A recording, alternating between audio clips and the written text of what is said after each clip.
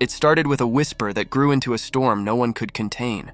Somewhere online, a sneaker forum moderator claimed to have seen internal marketing slides marked with 3 simple but explosive words: Jumpman x Caitlin Clark. The supposed value: $50 million. Within hours, the rumor spread across social media like wildfire. Screenshots surfaced, speculation turned into frenzy, and the sports world found itself asking the same question. Was Jordan Brand really preparing to offer Caitlin Clark the biggest deal in women's basketball history? What began as a whisper had turned into the loudest conversation in sports. And behind the scenes, power players were already moving their pieces. Caitlin Clark, represented by agent Aaron Kane of Excel Sports Management, already had a reported 8-year, $28 million deal with Nike. That contract had seemed massive at the time, but after a record-shattering rookie season, it now felt like a bargain. Her debut had transformed the WNBA's visibility, sent the Indiana Fever's merchandise into overdrive, and made every one of her games a nationally televised event. In just one season, she became not just the face of a franchise, but the face of a movement. The league, its sponsors, and even sneaker giants began to realize that women's basketball was entering an era where a single player could change everything. When Jordan Brand representatives were spotted sitting courtside at a Fever game in Indianapolis, fans started connecting the dots. They weren't there for show. They weren't talking to media. They were watching, quietly evaluating, and plotting the next big leap for the Jumpman empire. Hours later, a fan's photo captioned "Jordan in the building for Caitlin" went viral, and that was all it took. Sneaker insiders quickly discovered that Jordan's women's division had recently filed for new trademarks: Clark 1, Clark Pro, and Be Like Her. For a brand known for carefully orchestrated marketing rollouts, the timing couldn't have been coincidence. Jordan Brand, long dominant in men's basketball with icons like Michael Jordan, Zion Williamson, Luka Doncic, and Jason Tatum, has struggled to find its breakthrough figure on the women's side. Stars like Maya Moore and Nafisa Collier carried the torch with pride, but none had managed to bridge the gap between elite athletic performance and mainstream cultural dominance. Caitlin Clark was different. Her highlights went viral in seconds. Her jersey sales outpaced some NBA rookies, and her global influence was something brands simply couldn't replicate. The rumored deal wasn't just about sneakers, it was about rewriting history. A 10-year partnership worth $50 million, complete with her own signature line, performance apparel, and a stake in Jordan Brand's women's division. For the first time ever, a woman would not just represent the Jumpman, she would define it. Analysts estimated that a Caitlin Clark signature line could generate over $200 million in global sales within 3 years, making a $50 million payout look like a strategic investment, not a gamble.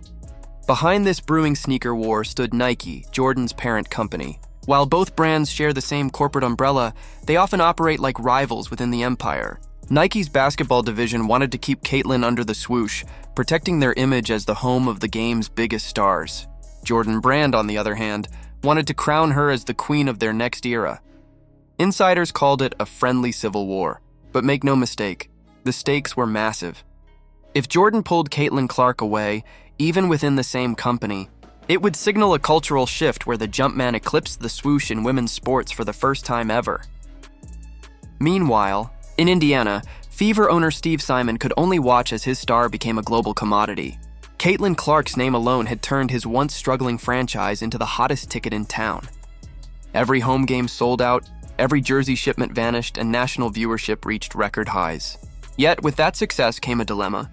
If Jordan Brand signed her, they would control her image, her marketing, and her public narrative. Simon faced a reality that every team owner fears: when a player's brand grows bigger than the organization itself.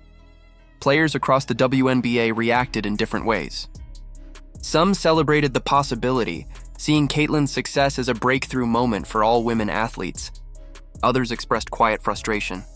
How could one player earn more from endorsements than entire rosters combined? But no matter the tone, everyone understood what was happening. Women's sports had reached a point of no return.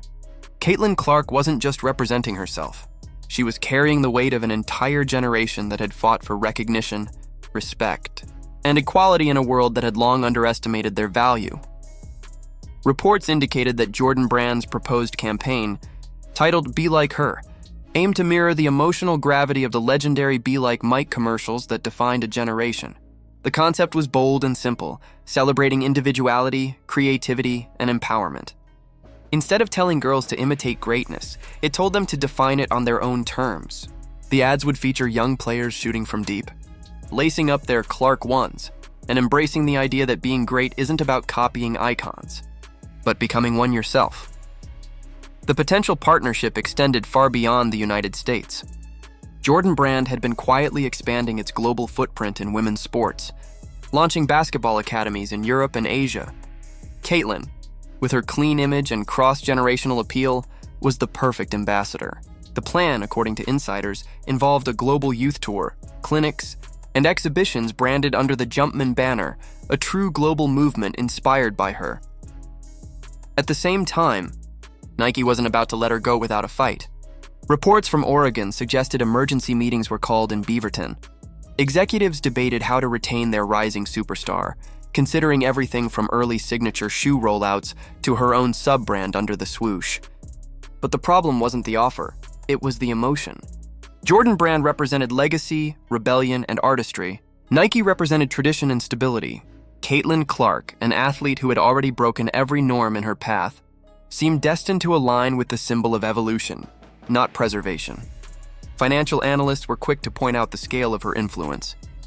During her rookie year alone, Caitlin reportedly generated over $100 million in additional media value for the WNBA. The Fever's ticket sales and merchandise revenue skyrocketed, while national TV ratings doubled. Economically, her impact exceeded $250 million. Suddenly, $50 million didn't sound like overpayment. It sounded like long overdue recognition. Even league officials began to view her differently. The idea that one player could reshape the entire business model of women's basketball was once fantasy. Now it was fact. Every brand wanted to touch her story because it wasn't built on hype. It was built on authenticity. From Iowa to Indianapolis, Caitlin's journey had never been about flash. It was about discipline, determination, and a quiet kind of greatness that doesn't need to shout to be heard. By the time the rumor reached the boardrooms of the WNBA, even Steve Simon's tone had changed. Initially wary of losing control, he reportedly admitted to colleagues, "If she signs it, we don't lose her. We gain the world." That sentiment captured what many were starting to understand. Caitlin's rise wasn't just her own victory, but a collective one for the league. Every record she broke lifted everyone around her. Every headline she made drew new fans, sponsors, and opportunities. As of now, nothing has been officially signed. Caitlin's team remains silent, her agent continues to field calls, and both Nike and Jordan reportedly wait for her decision.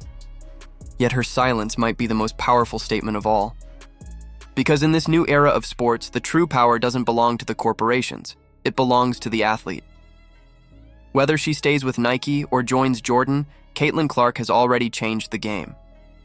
The fact that a rumor about her could trigger corporate wars, drive market speculation, and redefine brand value says everything about where she stands. She's not chasing history anymore. She's writing it. What do you think? Should Caitlin Clark become the first woman to sign a $50 million Jordan deal? Would this move redefine the balance between athletes and brands forever? Share your thoughts in the comments, and don't forget to like, subscribe, and stay tuned for more stories reshaping the future of sports.